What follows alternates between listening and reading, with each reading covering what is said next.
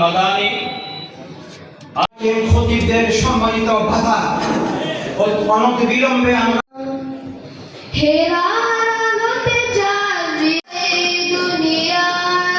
কারো কাছে কোনো কিছু চাই না, পথ ভুলে যায় আছে পিছনে তুই আসুক চলো না।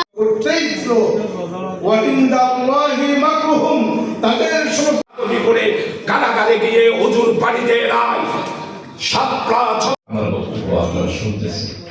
আমি আল্লাহ তাআলার দরবারে এবং অহংকারী শেখ হাসিনাকে হত্যা করেছিল। আর আলেমদের উপর কিভাবে রব্বিল আলামিন সালাতু সালামু আলা সাইয়্যিদিল মুরসালিন। ওয়ালা তাহাসসাসু, তোমরা দোষ অন্বেষণ করো না। ওয়ালা তাজাসসাসু, গুপ্ত। তাহলে আমরা মুবাশশিরের বাস করি। সময় জমাই আমি শেষ করে দিচ্ছি। আর আমি একটা মাহফিলে কয়েকদিন একটা মানুষ বেশি মনে করি আমরা আলমরা মনে করতেছি, অথচ বিএনপি আওয়ামী লীগ বড় দল জীবিত অবস্থায় আমল নামা আর কিছু নাই।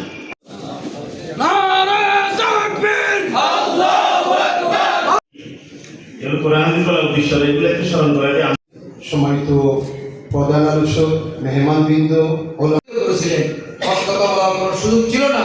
আল্লাহ তাআলা আমাদের দেশে হক কথা বলা। আমি যুগের পরিবেশ পরিস্থিতিকে এভাবে সেই আতঙ্ক নেই, সেই হলে বিভাগের অনুষ্ঠান প্রোগ্রাম শুরু হওয়ার আগে ঢাকা থেকে পরে মৌলানা বোরহানুদ্দিন, জনাব মৌলানা সিরাজুল মাওলা সভাপতি ওলামা বিভাগ সন্ধি।